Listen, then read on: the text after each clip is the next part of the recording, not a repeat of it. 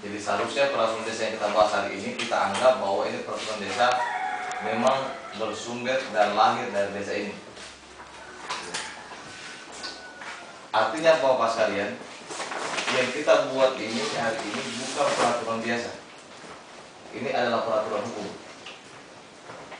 Mengapa saya katakan peraturan hukum? Karena dengan keluarnya Undang-Undang Nomor 10 Tahun 2004, yang paling menarik di situ adalah perubahan irari peraturan perundang-undangan. Peraturan perundang-undangan yang tidak berubah, Undang-Undang 45 paling tinggi, Undang-Undang, peraturan pemerintah, peraturan pengganti undang-undang, peraturan presiden, keputusan presiden, kemudian peraturan daerah. Peraturan daerah terbagi atas 3 bagian besar. Pertama, peraturan provinsi, daerah provinsi, peraturan daerah kabupaten kota, dan peraturan desa. Peraturan menteri dan semua itu bukan lagi masuk di dalam peraturan irari peraturan perundangan negara seperti yang kita pelajari. Mungkin masih ada yang hafal, mungkin di sekolah dulu peraturan itu, atau peraturan P4 mengajar kita itu sekarang berubah. Peraturan desa adalah bukan peraturan biasa, tapi dia adalah peraturan hukum. Dikala sudah ditetapkan oleh masyarakat desa, dalam hal ini kepala desa bersama BPD, maka setiap orang tunduk siapapun dia, termasuk bupati, termasuk presiden. Karena ini peraturan kita ini nanti akan dipakai oleh aparat penegak hukum, oleh polisi, oleh jaksa, oleh hakim, memutuskan persoalan-persoalan yang tidak ditetapkan oleh masyarakat setempat. Jadi Bapak Kepala Desa dan BPD, salah satu tugas tanggung jawab Bapak itu adalah bagaimana melihat sektor-sektor pembangunan yang ada di desa kita, permasalahan-permasalahan di desa kita, Bapak bisa tetapkan dengan peraturan desa. Ya, itu kuat Pak. Kemudian tidak lagi peraturan desa ini nanti akan dijabarkan lebih lanjut ke dalam peraturan-peraturan kepala desa. Sehingga Pak Desa nanti dengan masyarakatnya sudah bisa berkomunikasi, atau DPD sudah bisa berkomunikasi dengan bagus. Tidak lagi bicara potolo-talo. Kita tidak lagi akan bicara potolo-talo, tapi kita akan bicara persoalan ada dasar hukumnya. Kepala desa menetapkan retribusi seperti ini, atas kontennya BPD sama masyarakat bikin kerdesnya. Seperti itu. Kepala desa nanti insya Allah tidak akan setengah mati. Tidak perlu lagi bicara potolo-talo. Insya Allah mudah-mudahan dalam tahun 2007 ini lagi nanti akan keluar nanti peraturan daerah tentang pemilihan kepala desa, tentang pembuatan peraturan desa, banyak yang termasuk dalam PP juga tentang desa ada. Iya, pelajari itu. Iya, itu semua itu sudah kewenangan desa. Ya. Jadi peraturan yang kita buat ini yang kita ada di tangan bapak-bapak sekarang ini adalah mungkin bapak bilang, kamu bukan kita, tapi ini sekarang bapak-bapak punya. Mengapa kita panggil bapak-bapak sekalian masyarakat di sini?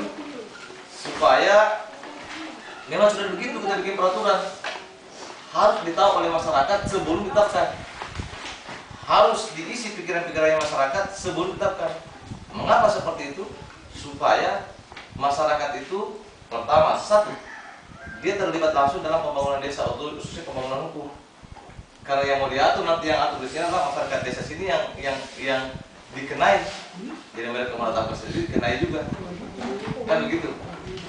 Satu. Yang kedua itu bahwa kita sudah punya kepastian hukum dalam melaksanakan aktivitas kita di desa. Jadi banyak fungsinya ini Pak. Jadi kita anggap bahwa ini antara rancangannya dari BPD, antara kepala desa, tapi kita anggap bahwa ini hari sosialisasi rancangan peraturan desa, desa Tira. Oke bapak sekalian. Jadi peraturan desa Tira. Nomor ini nanti Pemda yang berikan. Oh, ya Pemda yang berikan. Nomor tentang pengelolaan daerah perlindungan laut dan pesisir. Ya. Perlindungan laut dan pesisir maksudnya adalah yang menjadi wilayahnya desa Tira.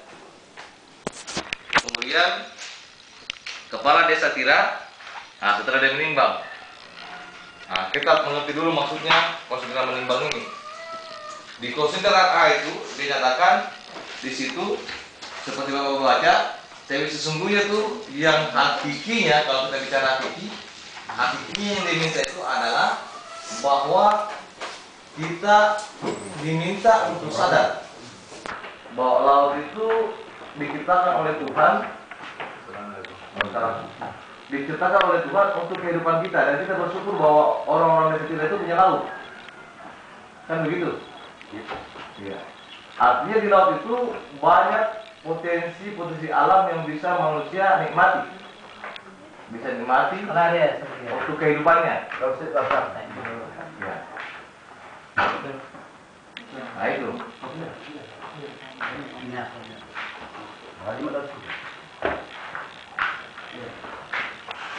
Untuk kehidupannya sendiri sebagai pribadi maupun untuk kehidupan tempat tinggalnya desanya.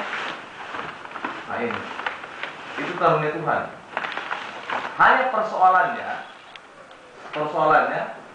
karena kita punya kepentingan di laut, akhirnya laut yang luas ini yang menyiapkan potensi itu orang yang tidak sadar, dia rekrut isinya laut sesuka hatinya dengan berbagai macam cara. Ya, ada cara-cara yang bisa dengar pakai bom, pakai apa kan. Tapi dia tidak sadar bahwa itu sebenarnya ada haknya di sini, tapi diambil tidak sesuai, dia lupa haknya laut.